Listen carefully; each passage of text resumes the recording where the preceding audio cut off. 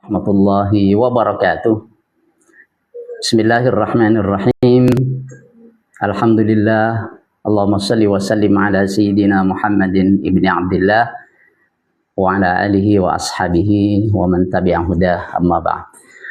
Saudara-saudara sekalian yang saya cintai, kali ini kita akan membahas dan mengkaji kitab judulnya unik, ya.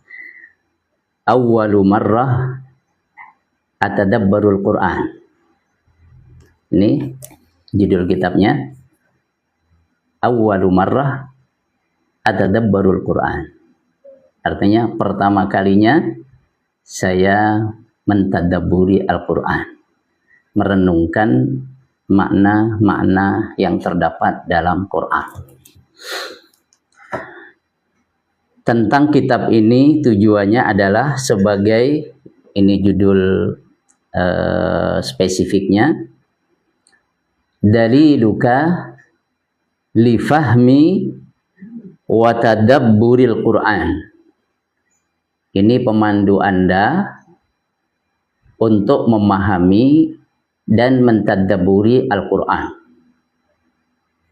Jadi ini guide, ya, yang memandu kita agar kita lebih mudah untuk memahami. Setelah memahami, bagaimana kemudian merenungkan makna itu, kita kaitkan dengan kehidupan kita. Min suratil Fatihah ila suratin Nas. Dari surat Al-Fatihah sampai surat An-Nas. Ini tentang judul kitab Awwalu marrah atadabbarul Quran. Kalau sekiranya ada di antara kaum muslimin, kaum muslimat yang belum pernah mentadabburi Al-Quran, maka jangan canggung-canggung. Ini buku mula pertama orang mentadabburi Al-Quran. Yang pertama. Kemudian siapa yang menyusun kitab ini? Yang menyusun adalah Syekh Adil Muhammad Khalil. Syekh Adil Muhammad Khalil.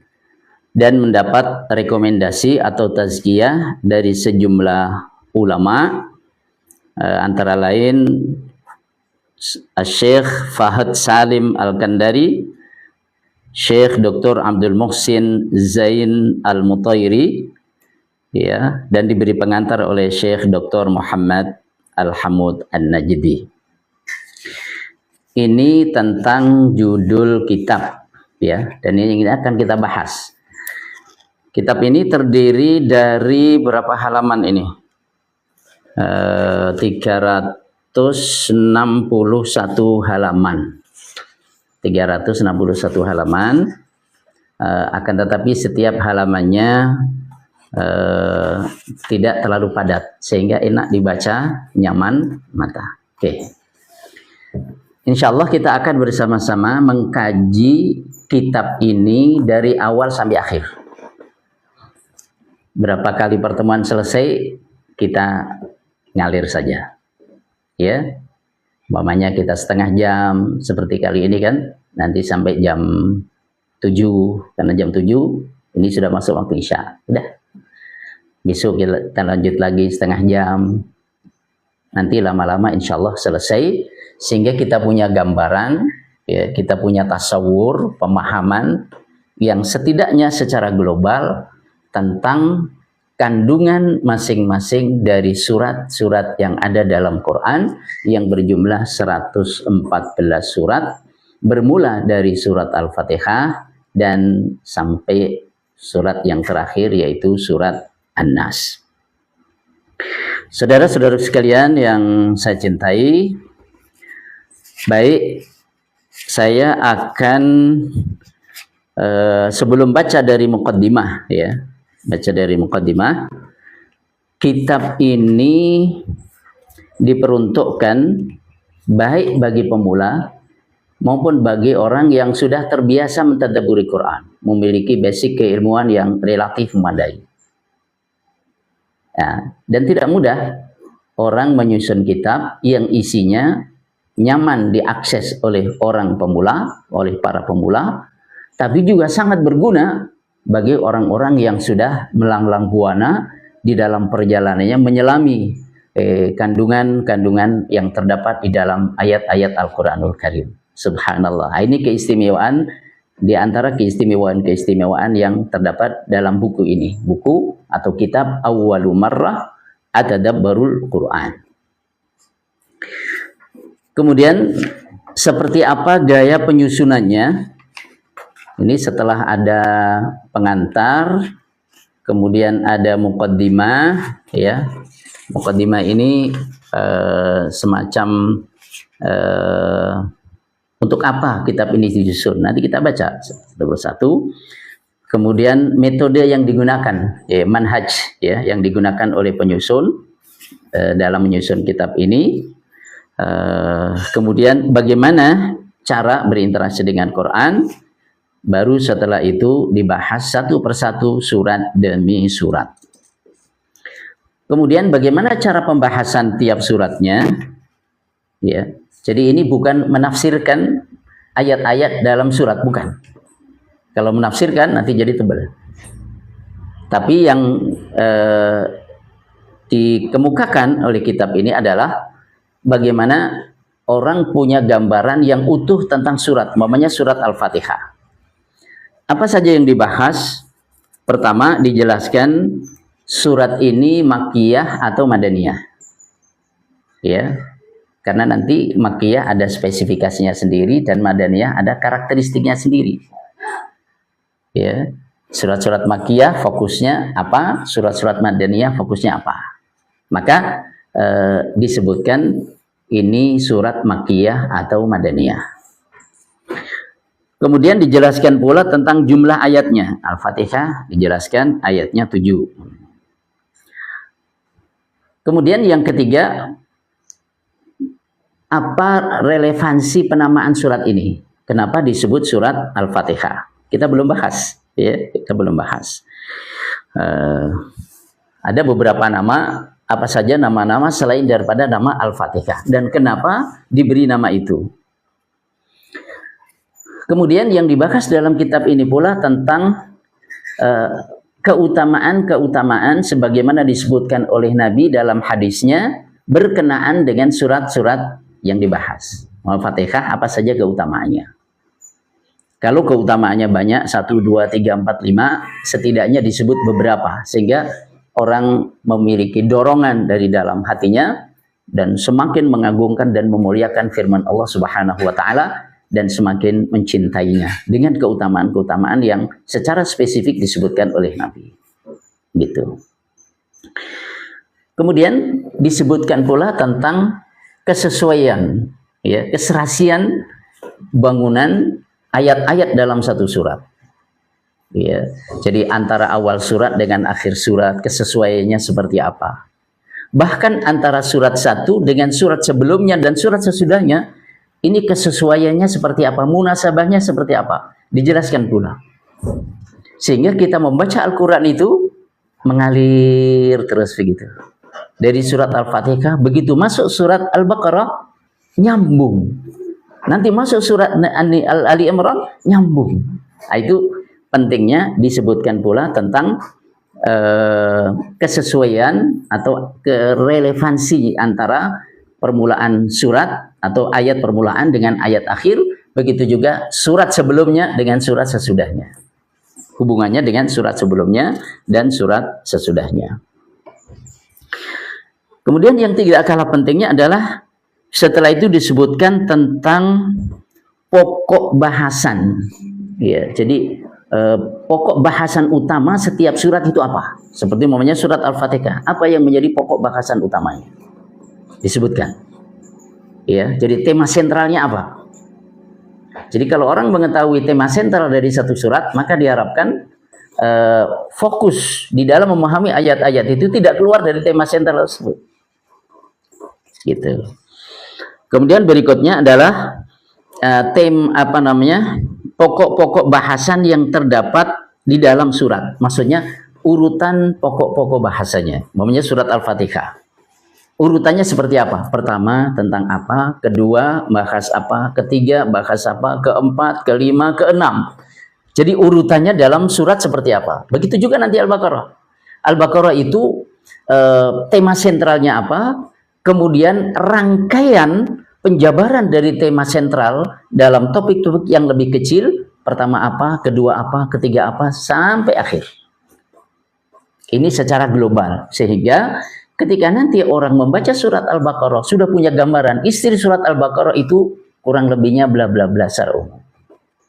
Nah, ini penting untuk sebelum nanti kita masuk kepada tiap-tiap ayat yang kita akan baca tafsirnya, tiap-tiap ayat yang akan kita baca tentang terjemah dan makna yang dikandungnya.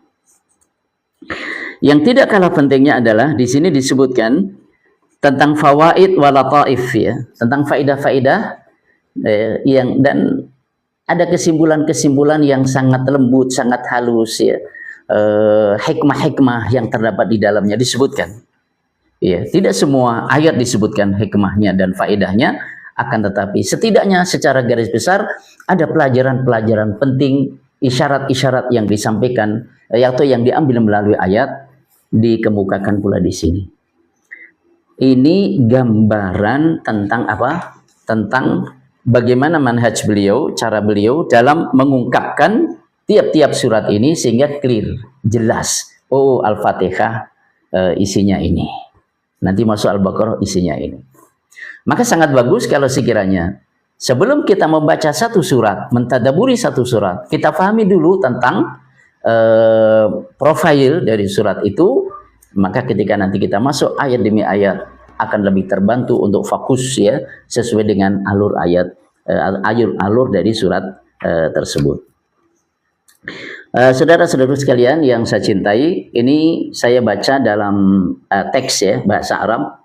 Nanti siapa yang membutuhkan untuk teksnya, saya ada dalam bentuk PDF, ya, dalam bentuk PDF.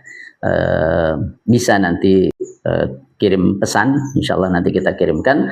Dan alhamdulillah sudah diterjemahkan pula ke dalam bahasa Indonesia, ya, dengan judul Tadabbur Al-Quran.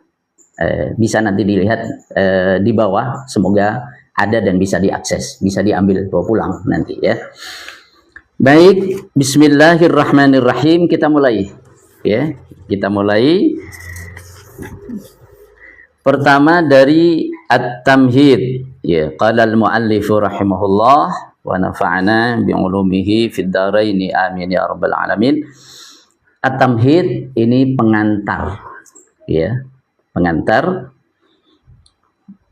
Qala Allah Ta'ala berfirman, a'udzubillahi minasyaitonir rajim. Wa laqad yassarnal Qur'ana lidzikri fahal mim muddakir.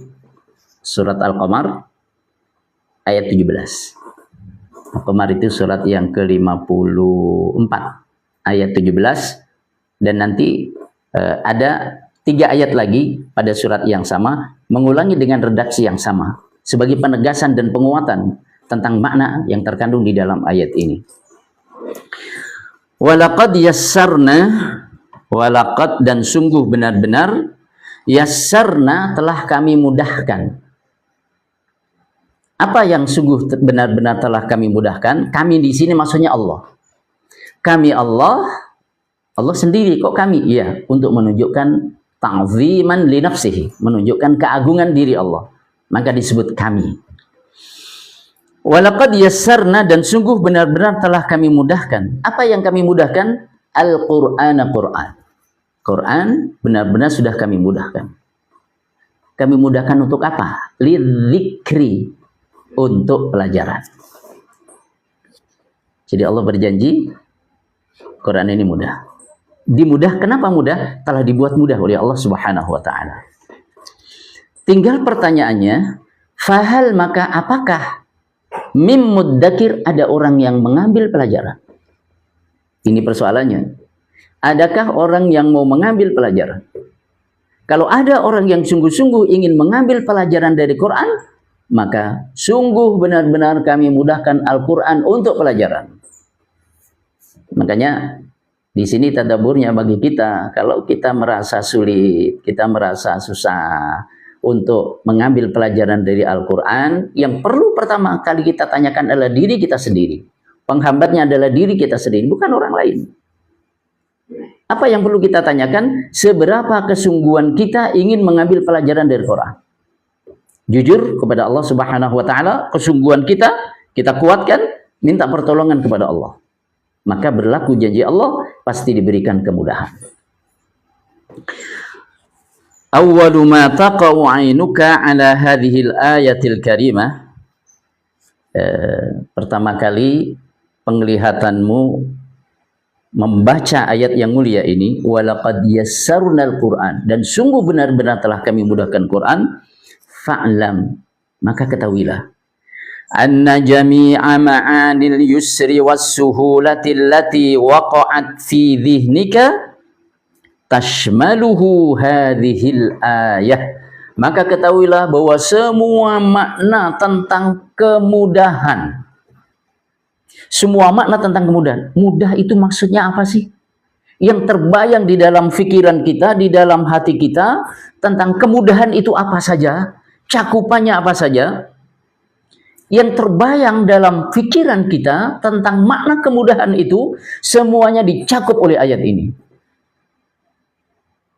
Semuanya dicakup oleh ayat ini. Walaqad yassarnal Qur'ana lidzikr. Suhulatun wa yusrun fit tilawah. Mudah dalam tilawah, dalam membaca. Kita ada metode pengajaran Al-Quranul Karim dari 0, 4 jam bisa baca Quran. Maka kalau hari gini belum bisa baca Quran, apa kata dunia? Pertanyaannya adalah, ada nggak kesungguhan ingin bisa baca Quran? Itu yang pokok. Kalau ada kesungguhan, walladzina jahadu fina lanahdiyannahum subulana.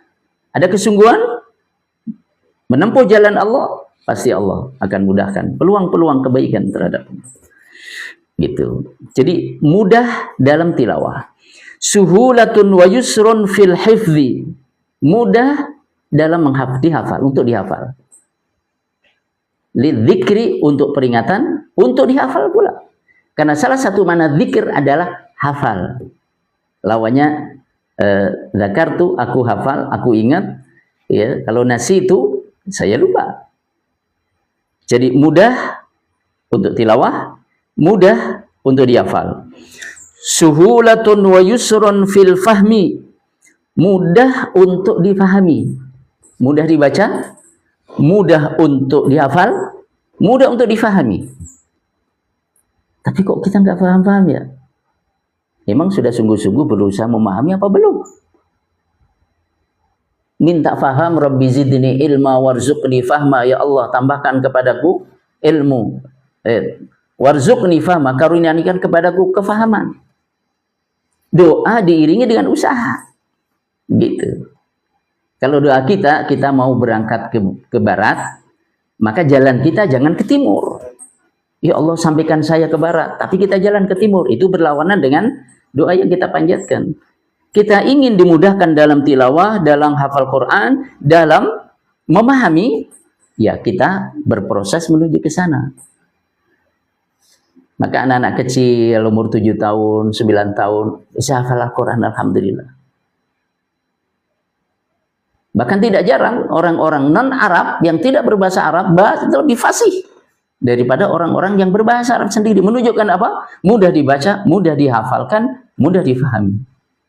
Gitu. Kemudian suhulatun wa yusrun fit tatbiqi wal amal. Mudah dalam penerapan dan pengamalan. Walaqad yassarnal Qur'ana lidzikri. Sungguh benar-benar telah kami mudahkan Al-Quran untuk zikir, untuk jadikan pelajaran. Maka semua yang terbayang dalam pikiran kita tentang mudah, semuanya tercakup di dalam ayat ini tadi. Kaitannya dengan Al-Quran, mudah untuk dibaca, mudah untuk kemudian dihafalkan, mudah untuk difahami, mudah untuk diterapkan dan diamalkan. Walhamdulillahi rabbil alamin. faqat, only. Ya. Farrigh dhihnaka. Siapkan, konsentrasikan hatimu. Kosongkan dari yang lain. Jadi cukup kita siapkan hati kita. Konsentrasi kita. Wa aqbil biqalbika, dan menghadaplah dengan hatimu. Jangan baca Quran, lisan kita di sini, pikirannya entah kemana, hatinya entah kemana. Ya, maka konsentrasikan pikiranmu, kemudian menghadaplah dengan hatimu. Mantep, madep, marep. Nah, gitu. Wa alqi masyaghilaka khalfa dhahrika. Ya, dan lepaskan, letakkan, campakkan semua kesibukan-kesibukan kamu di belakang punggungmu. Kesibukan-kesibukan yang lain-lain sementara tinggalkan dulu, fokus pada Quran. Pikiran kita, hati kita, kemudian hal-hal yang menyibukkan kita dari konsentrasi, udah tinggalkan dulu semuanya. Semua kesibukan-kesibukan yang lain. Kemudian waqra, lalu bacalah, dan bacalah mustasy'iran, dengan merasakan apa? Azamata wa jalalal kalam, keagungan dan kemuliaan firman, pembicaraan, ngendiko. Jadi ketika kita membaca Al-Quran, merasakan perkataan ini bukan sembarang perkataan. Kalimat ini bukan sembarang kalimat. Untaian kata yang tertera di dalam mushaf ini bukan sembarang untaian kata. Rasakan agungnya, mulianya ucapan ini. Wa 'azamata wa jalalal mutakallim, dan rasakan pula dengan penuh kesadaran tentang keagungan dan kemuliaan zat yang berbicara dengan perkataan ini, yaitu Allah Subhanahu wa Ta'ala. Jadi kalau kita ingin mengetahui kedudukan Quran itu sebagai firman Allah, kemuliaannya seperti apa? Kemuliaannya adalah ia firman Allah. Tidak ada kata-kata yang lebih baik dibanding kata-kata Allah. Kalau begitu, sampai kapan orang menomorduakan kata-kata Allah dibanding kata-kata yang lain? Maka nomor satukan, la tuqaddimu baina yadayillahi wa rasuli. Begitu di dalam surat Al-Hujurat ayat yang pertama. Ya ayyuhalladzina amanu, hai orang-orang yang beriman, jangan kalian mendahului di hadapan Allah dan Rasulnya. Artinya apa? Allah, Rasulnya di depan, kita di belakangnya. Firman Allah di depan, sabda Rasulnya, sunnah Rasulnya di depan, kita di belakang. Mengikuti, jangan sekali-kali mendahului Allah dan Rasulnya. Jangan mendahului Quran, firman Allah, dan sunnah hadis Nabi kita Muhammad sallallahu alaihi wasallam. Kemudian beliau berikan penekanan am'in fihin nazar, camkan penglihatan, ya, perenungan, camkan. A'id al-ayah wala tamalla wala tajjar. Ulangilah ayat, jangan bosan, jangan jenuh. Jangan bosan, jangan jenuh. Ya.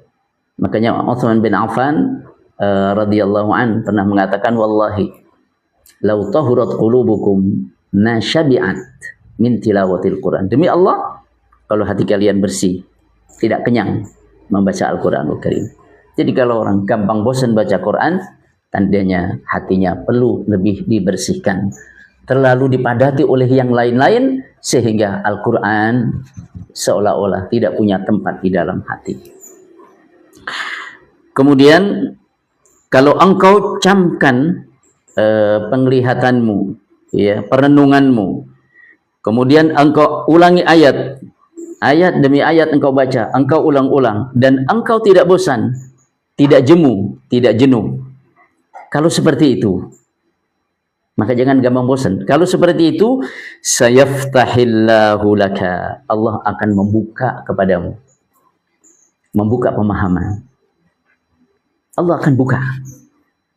Ada kesungguhan, ada perhatian, Allah akan buka hati kita untuk bisa memahami.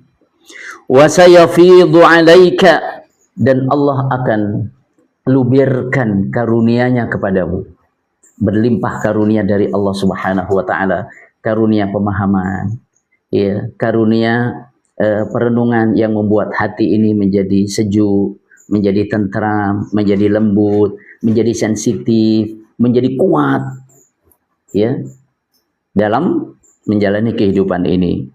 Wa sayu'tika fawqa ma turid, kata kunci yang terakhir, wa sayu'tika, Allah akan memberikan kepadamu fawqa ma turid, melebihi atau di atas apa yang engkau inginkan. Jadi engkau inginkan apa dari membaca Al-Quran? Ingin memahami macam apa? Kalau sungguh-sungguh kita kepada Allah Subhanahu wa taala dan penuh perhatian kepada Al-Quran, ya, dengan nasihat-nasihat yang tadi disampaikan, Allah akan memberikan kepadamu melampaui yang engkau inginkan, melampaui yang engkau bayangkan. Subhanallah. Ini tamhid, ya, sebagai pengantar. Maka dari itu, apa judul kitab tadi? Awwalu marrah atadabbarul Quran. Ya, pertama kalinya saya mentadabburi Al-Quran. Kita akan baca dari waktu ke waktu, siaran secara langsung live, dan bagi yang menginginkan kitab dalam bentuk terjemahnya dalam bahasa Indonesia, sudah disiapkan di bawah, silakan dilihat, silakan dibawa pulang, semoga manfaat. Barakallahu fikum. Besok, insyaallah besok pagi kita lanjut, ya, jam 5:30. Besok pagi 5:30 kita lanjut, dan kita akan baca Al-Muqaddimah. Jadi kalau muqaddimah ini menjelaskan tentang mengapa kitab ini disusun, tujuannya untuk apa, dan seterusnya. Insyaallah kita jumpa lagi esok hari jam 6:30 setelah selesai salat subuh. Sampai jumpa besok insyaallah. Assalamualaikum warahmatullahi wabarakatuh.